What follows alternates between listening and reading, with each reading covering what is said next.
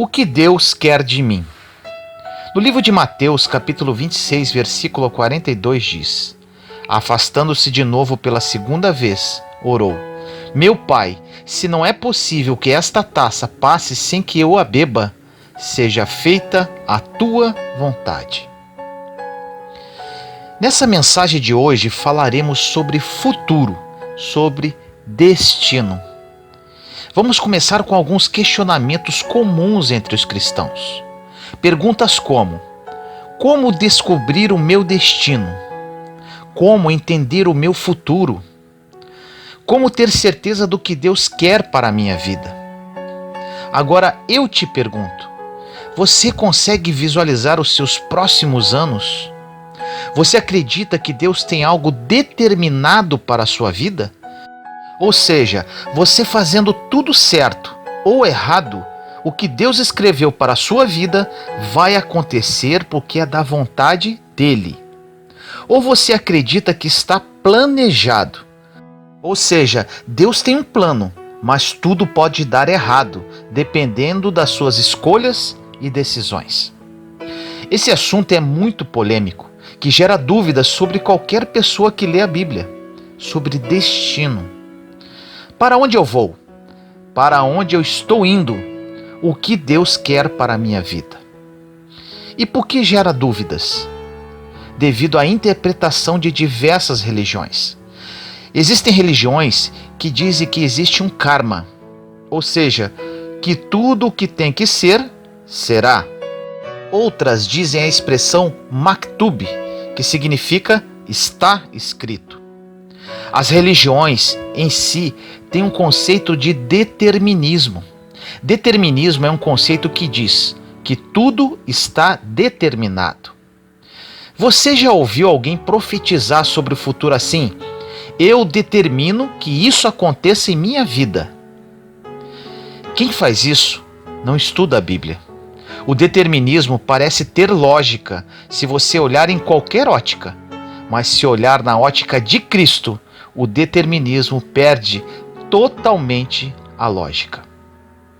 Na verdade, as coisas não estão determinadas, elas estão planejadas. O seu futuro não está escrito, ele está planejado, desenhado. No livro de Jeremias, capítulo 29, versículo 11 diz: Porque sou eu que conheço os planos que tenho para vocês, diz o Senhor, planos de fazê-los prosperar e não de lhes causar dano, plano de dar-lhes esperança e um futuro. Cada versão bíblica desse versículo diz algo maravilhoso. Essa passagem é apenas uma das diversas encontradas na Palavra de Deus, que deixa claro que Deus fez planos para cada um de nós, assim como nós, pais e mães, fazemos planos para nossos filhos. Fazemos planos para que nossos filhos sejam felizes, bem casados, prósperos, bem-sucedidos. Como pais, fazemos os melhores planos para eles. Agora, mesmo fazendo os melhores planos para nossos filhos, isso quer dizer que isso vai acontecer? Não, porque chegará o momento na vida deles, onde eles terão o poder de decisão. Os planos que fazemos para nossos filhos são como um lápis que desenha, mas as decisões são como borrachas que apagam. Logo, Deus tem um lápis e nós temos a borracha das decisões. O Senhor planeja o melhor para a nossa vida e de diversas formas, inclusive por nossas decisões, podemos apagar o que Ele escreveu. Agora, todos os planos de Deus são de bem e não de mal. A conspiração do Pai, do Filho e do Espírito Santo estão sempre a nosso favor, conspirando com planos perfeitos para a vida de cada um de nós. São planos sempre bons, perfeitos e agradáveis, e sempre para o bem. Agora você pode perguntar: mas por que as coisas sempre dão errado? Porque por muitas vezes apagamos uma parte do plano com decisões, companhias com as quais andamos, ambientes que frequentamos, ou com algo que fizemos por livre e espontânea vontade, que manchou o que estava desenhado para nós. Mas não pense que isso acontece apenas com você. Vamos falar de um homem que foi sempre perfeito em tudo: Jesus Cristo. Todos nós sabemos que Jesus tinha um destino. Ele nasceu com um destino determinado, ou seja, morrer numa cruz, entregando a sua vida por todos nós. Isso estava profetizado. Isaías, 500 anos antes, descreveu como seria todo o processo do futuro de Jesus. Tudo estava profetizado e planejado, até que chegamos no versículo citado no início da mensagem. Esse versículo quebra todo o conceito de determinismo que poderíamos ter em nossa vida. Isso nos traz uma reflexão. Você pode mudar o seu destino, tanto para o bem quanto para o mal. Você pode mudar tudo para o mal hoje, por uma escolha. Mas você pode mudar tudo para o bem hoje, com uma decisão. Você pode mudar o seu futuro para algo que você jamais sonhou. Agora a mesma passagem de Mateus 26:42 em outra versão. E indo a segunda vez orou dizendo: Pai meu, se este cálice não pode passar de mim sem eu o beber, faça-se a tua vontade. Neste momento, faltavam 12 horas para Jesus ser crucificado. Imagine o tormento, sabendo-se que vai morrer. O sofrimento de saber que você está à beira da morte deve ser muito grande. E ainda, Jesus não só tinha a certeza que faltavam horas para a cruz, como também carregava todo o peso da humanidade concentrado nele. Ele estava vivendo um momento que talvez ele não precisasse passar, pois ele era o Filho de Deus. Ele poderia estalar os dedos e legiões de anjos poderiam servi-lo em qualquer tempo. Porém, ele entrou num estágio de agonia tão grande que suou sangue. Agora, uma observação importante. Eu não sei qual a sua dor nesse momento, nem o tamanho do seu sofrimento, nem a profundidade da sua perda. Porém, mesmo que você esteja passando por coisas terríveis, nada foi tão sério a ponto de te fazer suar sangue.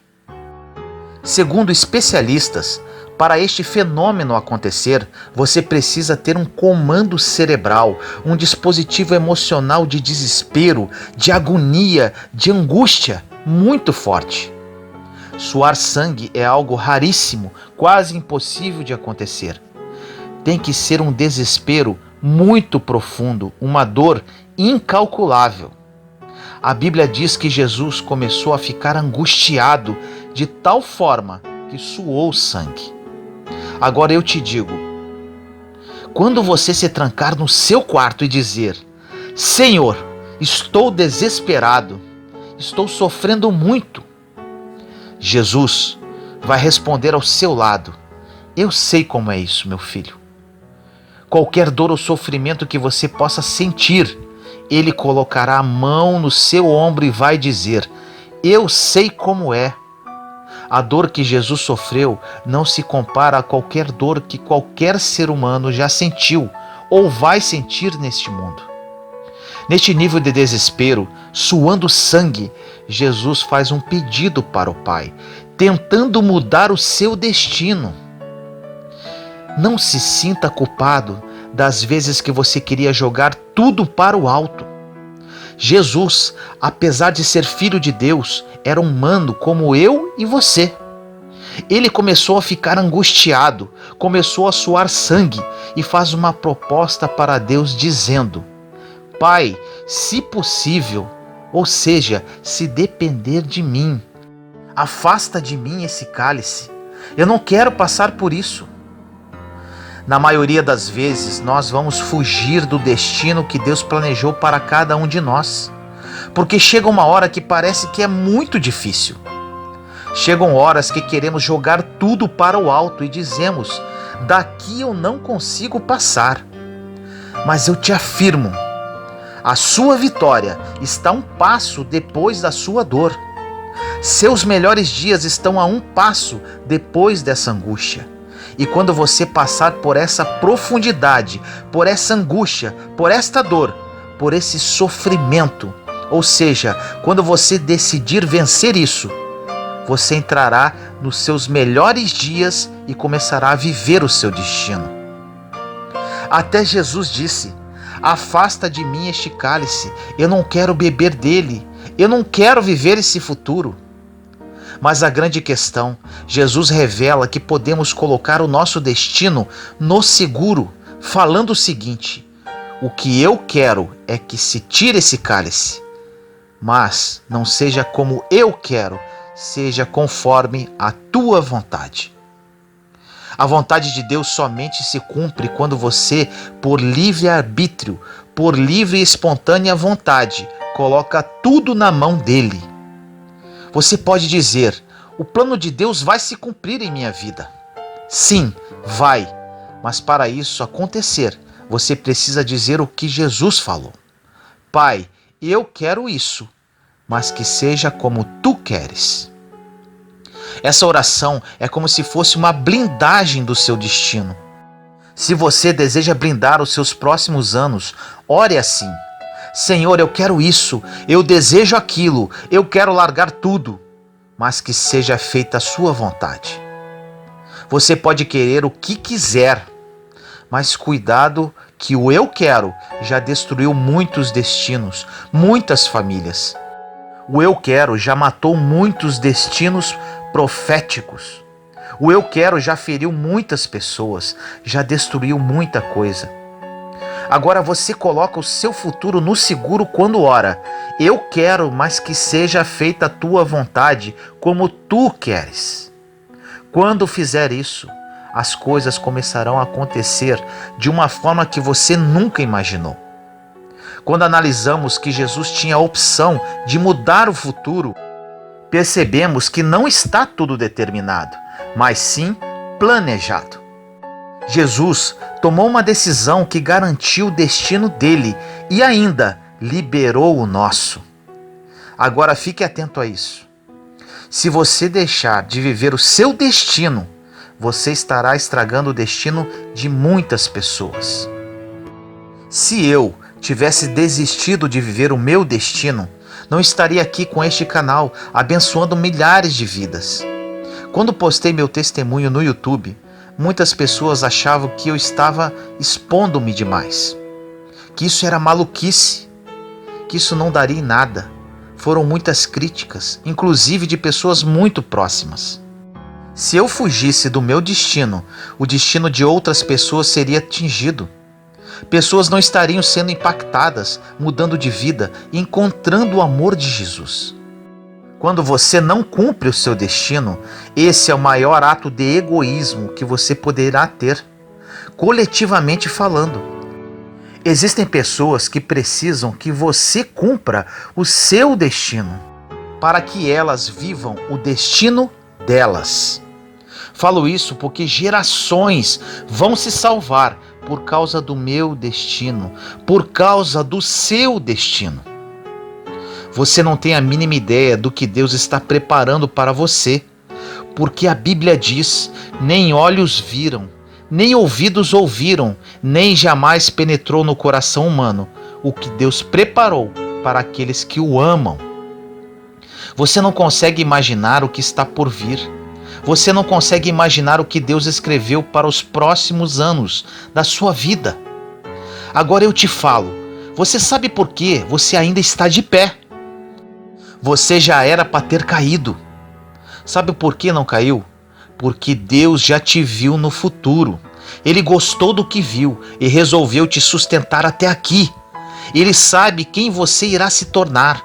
Você acha que você vai ser a mesma pessoa de hoje? Deus já te viu daqui a alguns anos. Os planos dele vão se cumprir na sua vida. Tome posse disso. Existe um destino planejado para nós. Poderemos alterar com nossas decisões. Sabe qual a outra forma de alterar o seu destino? através das palavras que falam para você e você acredita, sejam elas negativas ou positivas. Qualquer coisa tem poder em sua vida quando você coloca fé nelas. A fé que dá poder. Se falaram para você que sua vida acabou, que você é um fracassado, um miserável, e você colocar fé nesta palavra, você será um fracassado, um miserável. Se falarem para você que você será um vitorioso e você colocar fé no que foi dito, você será um vitorioso. Jesus, sendo o maior professor sobre destino, passou por esta situação. Quando ele começou a caminhar e ensinar, ele foi muito criticado. Ou seja, quando você começar a viver o seu destino, você será criticado, apedrejado, caluniado. Para isso, você tem que estar preparado. Se Jesus foi criticado, por que você e eu não seríamos? Mas te digo com um sorriso no rosto, isso é um sinal que você está vivendo o seu destino. Os fariseus, os estudiosos, os espirituais, entre aspas, falaram até que Jesus fazia suas obras em nome de Beelzebu, do diabo. Uma das coisas que as pessoas vão tentar fazer com você quando estiver vivendo o seu destino será tentar confundir a sua identidade. Vão falar nomes, entre aspas, que você não é, para ver se você acredita nisso. Existem pessoas que estão tão fracas emocionalmente e espiritualmente que acreditam até no que o inimigo fala. Não escute os críticos, continue fazendo o que Deus mandou você fazer. Assim que Jesus foi batizado, veio uma voz de cima e disse: "Esse é o meu filho amado, em quem tenho prazer." Jesus deu ouvido à voz que vinha de cima e não nas vozes dos críticos que vinham do lado. Faça o mesmo, escute apenas a voz que vem de cima, escute o Pai, não as pessoas. Você está colocando a sua fé em que tipo de palavras? Outra situação, os ambientes que você frequenta hoje definem os seus próximos anos. Você pode estar se inserindo em ambientes que poderão travar todo o seu futuro. O que você está procurando viver pode não estar inserido no ambiente onde você está frequentando. Os ambientes que você frequenta precisam ser coerentes com o seu destino. A incoerência pode matar o seu destino. Seja coerente com os ambientes que frequenta.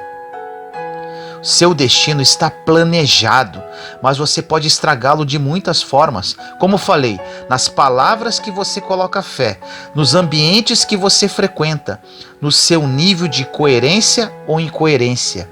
E ainda, quando você deixa de usar os seus talentos hoje, deixando para amanhã. Se você não fizer algo com o que Deus colocou na sua mão, você vai perder muito. E pior, muitas outras pessoas também perderão. Jesus não deixou nada pela metade, ele foi até o fim. Tudo o que Jesus podia fazer, ele fazia. A missão de Jesus não era curar, mas sim ensinar. Jesus se deslocava de uma cidade para outra para ensinar, mas pelo caminho ele curava, porque ele não desperdiçava a oportunidade. Muitos de nós somos assim, temos dons e talentos, mas não usamos hoje.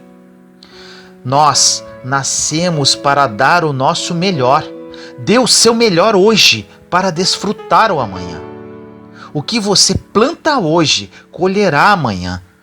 As sementes que caem da sua mão hoje não fazem a árvore crescer imediatamente, mas farão sombra para você mais tarde. Faça hoje, dedique-se, dê o seu melhor, o seu futuro depende disso. Todas as vezes em que você quiser desistir, porque está difícil, está pesado, está complicado, lembre-se de Jesus. Quando ele tentou parar, ele fez uma oração. Contudo, não seja como eu quero, seja como tu queres. Se você incluir essa oração diariamente na sua vida, o seu futuro começa a ser garantido a partir de agora, porque Ele vai fazer conforme Ele quer. Sempre temos algo para pedir a Deus, a nossa lista de pedidos. Poucas vezes falamos, faça como o Senhor quiser. Na verdade, muitos de nós não sabemos nem o que queremos. Será que não seria melhor colocar na mão daquele que já nos viu lá na frente? Orar é consultar quem já viu o nosso futuro. Ele já viu o que você vai ser, o que você vai passar, o que você suporta, o que você não suporta. Deixa tudo na mão dele e faça a sua parte. Hoje, o seu futuro está garantido. Você precisa estar muito atento para viver os planos de Deus. Andar com as pessoas erradas também podem comprometer o seu futuro. As pessoas com quem conviver precisam estar alinhados com a sua caminhada, com o seu propósito. Pessoas erradas te darão estratégias erradas, conselhos errados. Deus quer revelar o plano que Ele tem para você, e isso Ele faz de diversas formas. Deus vai dando cenários do seu futuro. Você pode acreditar se você quiser. Você coloca fé se quiser.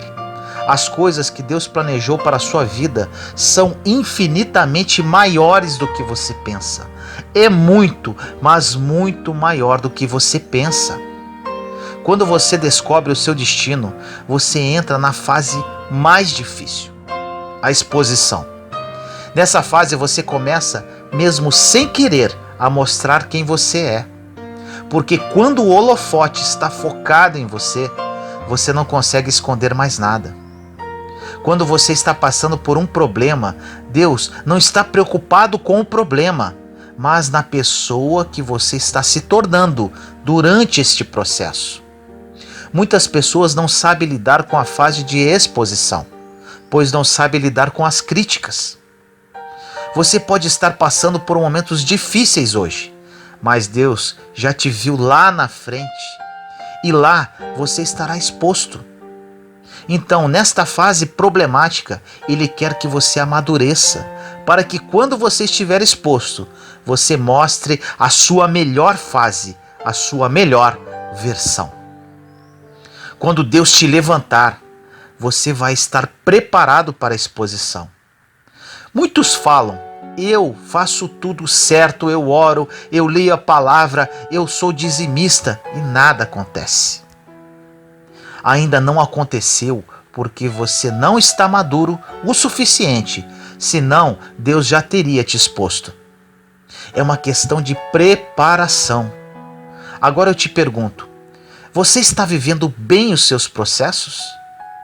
Você pode responder, mas é muito difícil. É claro que é difícil, senão não seria processo. Se não for difícil, não aprenderemos nunca. Muitas coisas foram tiradas da sua vida porque Ele viu como iria terminar. Quando Deus tira coisas, tira pessoas do seu caminho e por vezes tira você de lugares, não é porque Ele é mau, mas porque Ele sabe como isso vai terminar. Ele quer evitar a sua queda, Ele quer evitar o pior. Ele já viu o seu futuro. Ele é o nosso Deus, o Deus que servimos. Ele tem planos para você e para mim. E por mais que esteja difícil o que você está vivendo hoje, lembre-se das promessas dele. E ainda, ele é fiel para cumprir. E ele te diz hoje, eis que estarei convosco todos os dias, até a consumação dos séculos. Ore comigo assim. Senhor amado, peço a Ti no dia de hoje, através desta mensagem, que toque no mais profundo da alma de todas as pessoas que a ouvirem. Muitos filhos Teus, Pai, estão nesta fase problemática, onde por muitas vezes desejam jogar tudo para o alto. Estão totalmente inundados na angústia, na depressão, no desespero. Senhor, Jesus, no Getsêmani, suou sangue devido a tamanha angústia. e quase desistiu do seu destino. Porém, com uma palavra, ele colocou o seu destino e o nosso no seguro, quando falou: que seja como tu queres.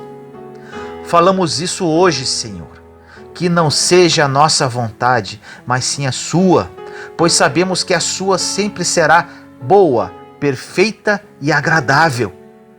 Fortaleça, Pai, cada irmão e irmã, para que suporte essa fase dolorida e angustiante, que é apenas uma preparação para o melhor que virá na vida de cada um deles. Assim eu oro em nome do nosso Senhor Jesus Cristo. Amém.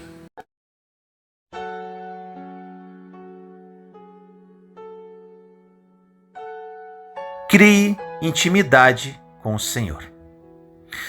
No Salmo 118, versículos 14 e 15 diz: O Senhor é a minha força e o meu cântico, porque Ele me salvou.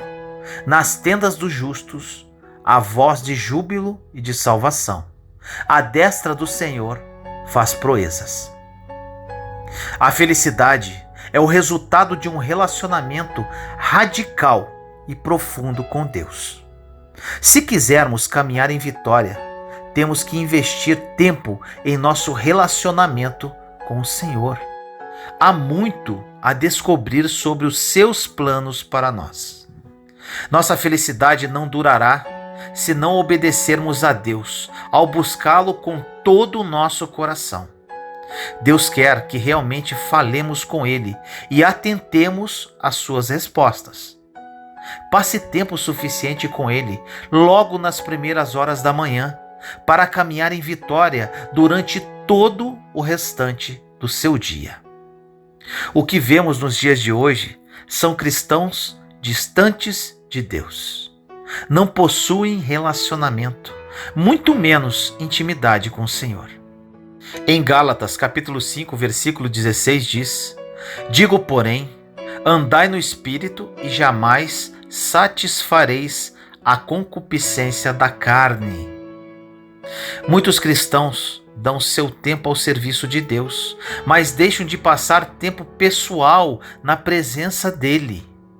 Deus quer que habitemos nele, não apenas que o visitemos ocasionalmente. Jesus disse em João 8,31: Se vocês permanecerem em minha palavra, verdadeiramente serão meus discípulos. Jesus verdadeiramente habitará e se estabelecerá permanentemente em seu coração. A presença dele o levará a estar profundamente enraizado em amor, para que você possa experimentar desse amor e ser cheio da plenitude de Deus em todo o seu ser. No livro de Efésios, capítulo 3, versículos 17 a 19 diz: Que Cristo habite pela fé em vossos corações, e que sejais arraigados e fundados no amor. Assim tereis condições para compreender com todos os santos qual é a largura e o comprimento, e a altura e a profundidade, e conhecer o amor de Cristo que excede todo conhecimento, para que sejais plenificados com toda a plenitude de Deus. Ore comigo assim: Senhor, quero criar intimidade contigo. Para criar intimidade preciso ter relacionamento. E para ter relacionamento eu preciso dedicar tempo. Quero caminhar sendo conduzido por ti e não segundo a minha vontade. Te procuro com todo o meu coração e com toda a minha alma. Minha vida te pertence, meu Pai. Quero habitar na sua presença para que eu crie raízes profundas no seu amor e ser cheio da sua plenitude em todo o meu ser. Assim eu oro em nome do nosso Senhor Jesus Cristo. Amém.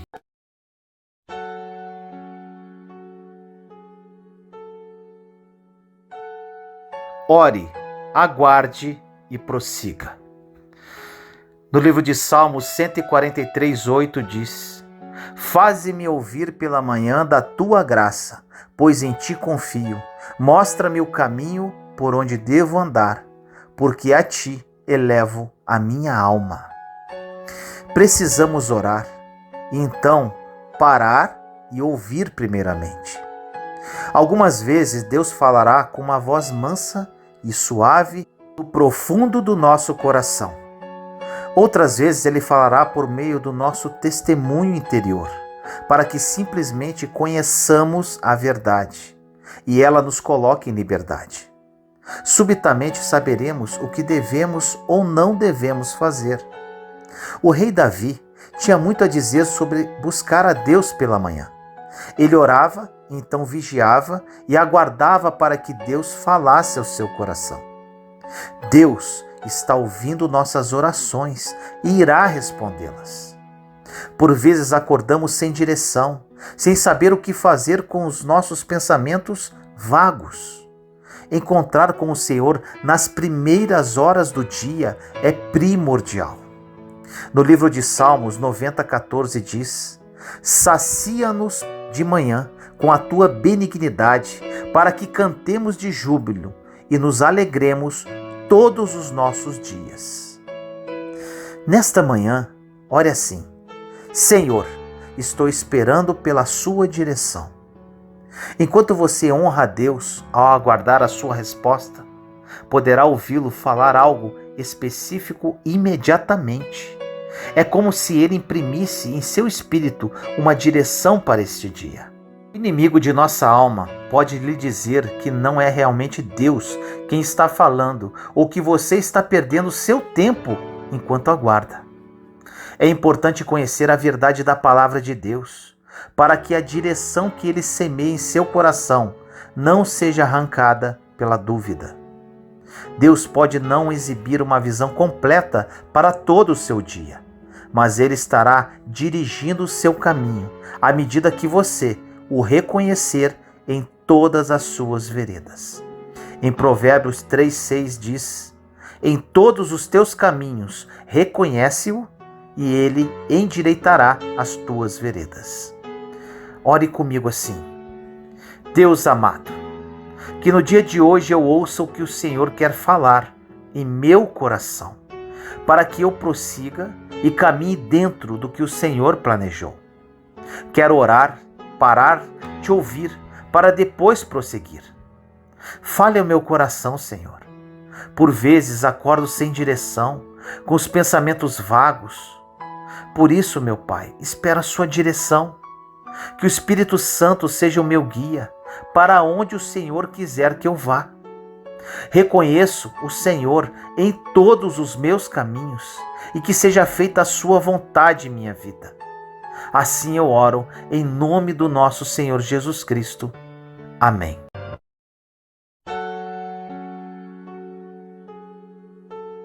A sua promessa está chegando, apenas espere.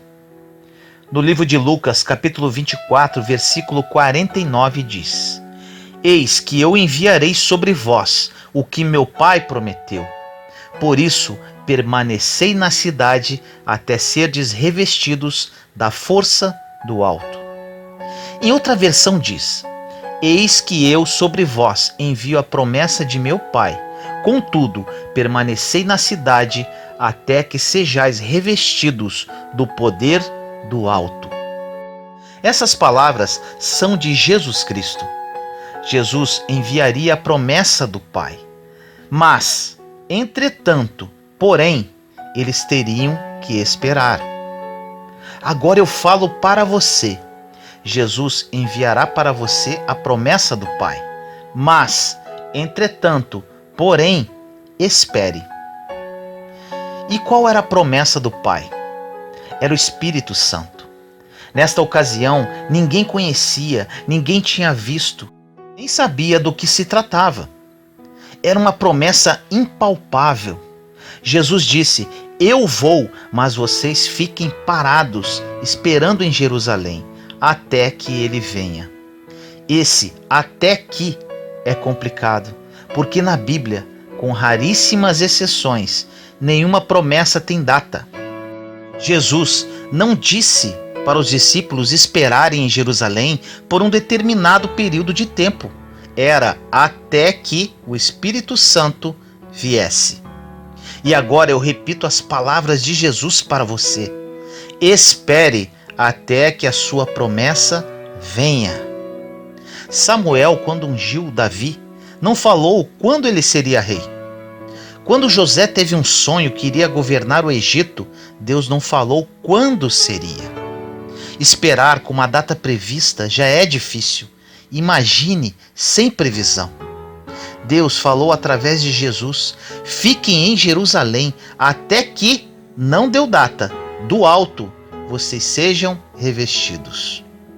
Com isso, devido à espera, começa-se um ciclo na vida dos discípulos. Ansiedade, falta de esperança, dúvida, inclusive alguns voltaram a pescar. Eles foram ficando inquietos. Agora eu pergunto, quem não ficou inquieto na vida, esperando a resposta de uma entrevista de emprego, de um resultado de uma prova ou de um processo na justiça? A espera gera inquietação. E como você vai ficar como Deus quer que você fique se você está inquieto? Quando existe uma promessa para a sua vida, você não tem que fazer nada além de esperar. Aqui Deus desafia o limite emocional do ser humano. Deus fala: você quer a promessa? Eu te dou, mas você vai ter que esperar o tempo. A promessa vai chegar, ela foi liberada, vai se cumprir, mas fiquem em Jerusalém, ou seja, fiquem onde estão e aquietem o coração, libertem-se dessa ansiedade. E não adianta pedir para Deus tirar essa ansiedade e inquietação de você, porque é você que precisa superar isso. Porque Ele diz na sua palavra: aquietai-vos e sabei que eu sou Deus. Nós é que precisamos nos aquietar, e não é Deus que nos aquietará, compreende? Aquietar-se é muito difícil quando já temos uma promessa. Esperar é muito difícil quando a ansiedade, os sentimentos estão vencendo a sua convicção. Enquanto você tiver a convicção em quem te prometeu e que quem te prometeu é fiel para cumprir, se isso for maior que seus sentimentos e emoções, você nunca vai perder a promessa. Você pode dizer: estou muito cansado, exausto emocionalmente, com raiva, revoltado, não aguento mais. Te afirmo, se a sua convicção for maior que os seus sentimentos, você vai receber a promessa. Se as suas convicções aniquilarem, congelarem esses sentimentos negativos que aparecem todos os dias em nossa mente, a promessa está à porta. O problema é que os maus sentimentos muitas das vezes são maiores do que a vontade de esperar. Quando esse sentimento de frustração sobrepõe a sua convicção, a promessa é perdida. José foi escravo, depois foi preso por 13 anos injustamente. Você acha que pensamentos e sentimentos ruins não assolaram a vida dele? É claro que sim. Ele deve ter ficado revoltado, triste, sentindo-se injustiçado. Por mais que José possa ter se sentido revoltado, o sentimento ruim não foi maior do que a convicção. Deus está chamando uma geração de pessoas convictas, pessoas que vão triunfar, pessoas de fibra, que não deixam os sentimentos negativos sobreporem a convicção na promessa. Se Deus prometeu, não importa se vai ser hoje, amanhã ou daqui a 5 ou 10 anos, espere, porque quem prometeu é fiel para cumprir.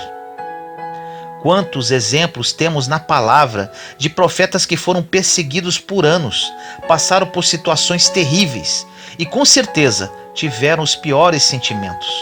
Porém, eles não se deixaram dominar por esses sentimentos, porque a convicção era muito maior do que qualquer mau sentimento. Eles sempre colocaram a convicção na promessa na frente dos seus sentimentos. Os sentimentos virão, porque somos seres humanos, mas ele nunca poderá ser maior do que a sua convicção na promessa. José sofreu por 13 anos, um longo tempo.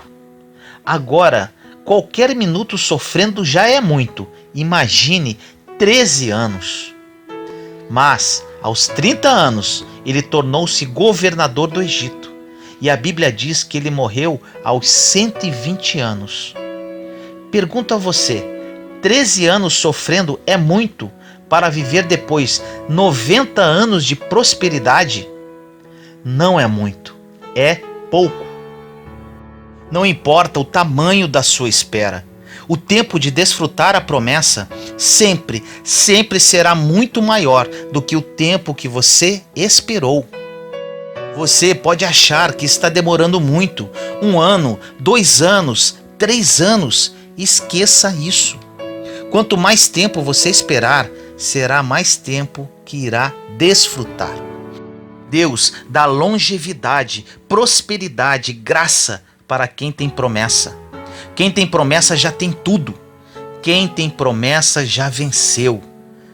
Você vai ter que fazer apenas uma coisa: esperar. Aquietai-vos, porque eu sou Deus. Aquietai-vos.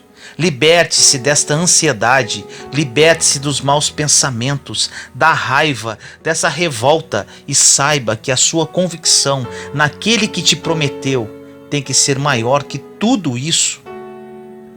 Quando eu estava no auge do sofrimento do meu deserto, eu recebi uma palavra profética vindo da boca da minha irmã Regina. Ela disse que Deus ia me levantar, que iria restaurar todas as áreas da minha vida, que Ele estava me preparando para algo muito grande, que eu mal poderia imaginar. As minhas circunstâncias eram péssimas e os sentimentos piores possíveis.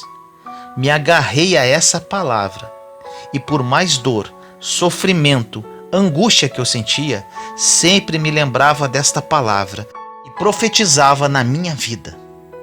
Não deixei os sentimentos sobreporem a convicção das promessas de Deus para a minha vida. Hoje, elas estão se cumprindo e de uma forma incrível e muito, mas muito melhor do que eu ousava sonhar um dia. Creia, meu irmão e minha irmã. Em 2 Coríntios, capítulo 4, versículos 16 e 17 diz: Por isso não nos deixamos abater. Pelo contrário, embora em nós o homem exterior vá caminhando para a ruína, o homem interior se renova dia a dia. Pois nossas tribulações, momentâneas e ligeiras, são leves em relação ao peso da glória incomensurável. Que palavra poderosíssima! Meus queridos, você pode estar destruído com seu sofrimento, mas conforme diz a passagem, suas tribulações são momentâneas, ou seja, têm início, meio e fim. São ligeiras, ou seja, vão acabar rapidamente. E são leves, comparando com o peso da glória sem medidas que virá através da promessa de Deus em sua vida. Que palavra é essa? Tome posse agora! O problema do cristão não é o de ter a promessa, mas sim de não saber esperar a promessa. Muitos falam assim: eu tenho uma promessa, vírgula, mas está demorando muito. Eu tenho uma promessa, vírgula, mas está muito difícil. Quem tem uma promessa não usa vírgulas, apenas ponto de exclamação. Fale assim: eu tenho uma promessa, ponto de exclamação. O problema do cristão não é acreditar na promessa, mas sim esquecer de quem prometeu. Agora eu te afirmo algo incrível. 1 ano você vivendo a promessa vai fazer você esquecer de todos os anos de espera. Eles serão insignificantes perto do que você vai viver em apenas 1 ano. Creia nisso. No dia de hoje, espero que você tome posse de todas essas palavras e comece um novo ciclo na sua vida. Mantenha convicção na promessa e em quem te prometeu, e espere com uma atitude paciente. Esta convicção tem que ser maior que os seus sentimentos, maior do que as suas perdas, maior do que as decepções que a vida possa estar trazendo para você.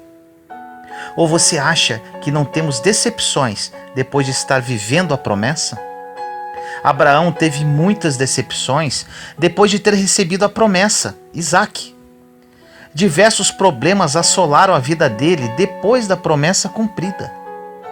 Agora um alerta: no meio da espera não é hora de errar. No meio da espera ficamos inquietos e nossas emoções poderão nos abalar. A esperança e confiança precisam estar no único que nunca vai te decepcionar. Não deposite a sua esperança e confiança nos homens, porque você pode se frustrar. Quando estamos inquietos, corremos para desabafar com pessoas, trocamos de igreja, achamos que o louvor está fraco naquele templo, achamos que a pregação não está surtindo efeito. A igreja não te promete nada, o pastor não te promete nada, o ambiente não te promete nada. Quem te promete é Deus, que está em todos os lugares, inclusive no seu quarto, onde você o encontra no secreto. Para que Deus libere a promessa em sua vida, você precisa estar maduro para receber. Analise a você mesmo e avalie se você está maduro o suficiente para receber o que está esperando. Outra situação: a promessa nunca é possível. Se é possível, não é promessa, é proposta. A promessa sempre é impossível. O que vem de Deus, o homem não consegue te oferecer igual. Sempre é melhor, logo é promessa. Deus não coloca coisas possíveis em suas mãos, apenas impossíveis. Se você quer coisas possíveis em sua mão, negocie com os homens.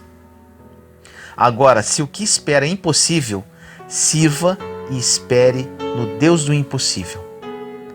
Se você tem uma promessa de Deus em sua vida, espere somente com uma atitude santa. Esperar quando se tem promessa não é perder tempo. Independentemente do tempo, não se desespere, não fique ansioso. Quando tem promessa, o melhor é ficar parado, quieto e esperar ela se cumprir. E pode ter certeza, ela vai se cumprir, depende apenas de você. Ore comigo assim: Senhor amado, nos colocamos em sua santa presença neste momento, eu, meus irmãos e irmãs em Cristo. Essa mensagem, Senhor, é muito profunda. As promessas vêm de Ti e o Senhor é fiel para cumprir cada uma delas. Muitos de nós, Pai, por vezes, durante a espera, ficamos angustiados, impacientes e ansiosos. Nos perdoe, Senhor, pois sabemos que o Seu tempo é perfeito. Derrame a Sua graça sobre cada um de nós, para que os sentimentos e emoções nunca sejam maiores do que a convicção na promessa e na fé em quem a prometeu. Assim nós oramos, em nome do nosso Senhor Jesus Cristo. Amém.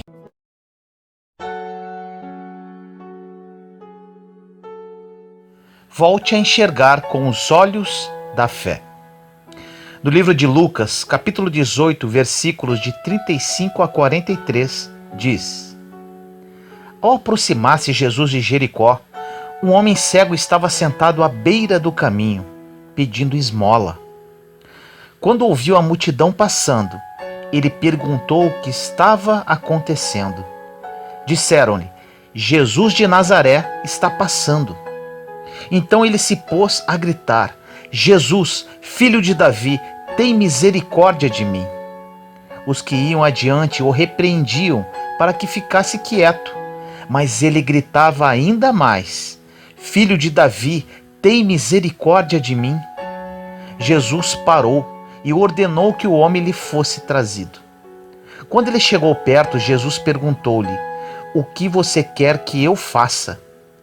Senhor, eu quero ver, respondeu ele. Jesus lhe disse: recupere a visão, a sua fé o curou. Imediatamente ele recuperou a visão e seguia a Jesus, glorificando a Deus. Quando todo o povo viu isso, deu louvores a Deus. Essa passagem é maravilhosa e nos traz diversos ensinamentos. Este homem, o cego Bartimeu, estava sentado à beira do caminho, mendigando. E a Bíblia nos ensina muitas lições que devemos levar para a nossa vida. O cego de Jericó vai nos ensinar primeiramente que a multidão que ali estava enxergava apenas com seus olhos físicos. Eles podiam ver fisicamente, mas na verdade eram cegos espiritualmente. Já este homem era cego fisicamente, mas ele enxergava mais do que toda a multidão, pois ele enxergava com os olhos espirituais, ou seja, ele enxergava com a fé. O cego de Jericó estava sentado à beira do caminho, e a sociedade talvez olhava para ele e dizia: esse aí é apenas mais um. Esse aí é mais um desvalido. Esse aí não pode oferecer nenhum benefício. Vamos analisar por partes dessa mensagem, cuidadosamente, pois tenho certeza que esta mensagem falará profundamente com você neste dia. No verso 35 diz: ao aproximar-se Jesus de Jericó, um homem cego estava sentado à beira do caminho. Estava um cego à beira do caminho. Quantos de nós, tendo um grande caminho a percorrer, estamos ali, na beira, sentados e totalmente cegos? Cegos de espírito. Nossa visão carnal para o mundo pode dominar a nossa vida. Enxergamos apenas o que queremos enxergar, e a verdade que está de frente de nós não a vemos, porque estamos totalmente voltados para os prazeres que o mundo oferece. Achamos que o que estamos vivendo é bom, prazeroso, e com isso desfrutamos de uma falsa felicidade. Estamos cegos e não enxergamos o que Deus quer nos mostrar. Muitos dizem: vou curtir a vida, curtir muito, e depois, quando eu for chamado, volto para Jesus. Esse tipo de postura é uma grande enganação, pois o chamado é agora e a curtição deste mundo nos traz uma falsa e passageira alegria. A pior cegueira que um ser humano pode enfrentar é quando ele passa a olhar para si mesmo, ficando cego para todo o restante. Quando ele foca apenas em seus próprios problemas, em sua própria vida, esquecendo-se do que existe ao redor, esquecendo-se do próximo e principalmente esquecendo-se de Deus. Quando acontece isso, tornamo-nos pessoas egocêntricas, achando que o mundo gira ao nosso redor, e a autopiedade tomará conta de nossa vida. Há muito tempo fala-se da volta de Jesus. Temos que nos policiar com relação a isso, pois não sabemos nem o dia, nem a hora. Já ouvi de algumas pessoas que, quando estiverem na velhice, se voltarão para a fé. Isso soa absurdo, pois parece que a vida com Jesus é monótona. Mal sabem essas pessoas do quão é maravilhoso viver ao lado do Senhor, desfrutando de uma alegria que vai muito além do entendimento humano. Outro ponto importante: pessoas que falam isso se esquecem que Deus sonda nossos corações e intenções, e isso que pensam é pura hipocrisia. Devemos ouvir o chamado imediatamente, sair da beira e entrar no caminho. E qual é o caminho? O caminho é o próprio Jesus. Aliás, ele não é somente o caminho, ele é a verdade e a vida. No versículo 36 diz: quando ouviu a multidão passando, ele perguntou o que estava acontecendo. Aqui está a oportunidade de receber o milagre. Era um belo dia, E o cego que estava sentado mendigando ouviu algo que não era comum. Esse homem nos ensina a aproveitar o momento especial em que Deus se faz presente em nossas vidas. O cego de Jericó ouviu algo que não era normal, não era comum, e buscou saber o que estava acontecendo. No versículo 37 diz: disseram-lhe, Jesus de Nazaré está passando. Alguém naquele momento parou e começou a contar o que Jesus estava fazendo, por onde passava. Esse alguém deve ter dito: Jesus o Nazareno está passando. Ele tem feito curas, milagres, prodígios, maravilhas, ressuscitou mortos. Ele tem feito o impossível por onde passa. O cego de Jericó, sabendo quem era Jesus, por ouvir falar, coloca um desejo no seu coração: eu vou clamar ao Senhor e receber o meu milagre. Preste atenção na conjugação desse verbo. Não diz Jesus passou, Jesus passará, mas sim Jesus está passando agora. Ele está comigo agora. Ele está com você agora. Esse é o momento. Seja liberto agora. Seja curado agora. Basta que abra o coração a Ele. Jesus vai operar na sua vida hoje, neste exato minuto. Creia nisso.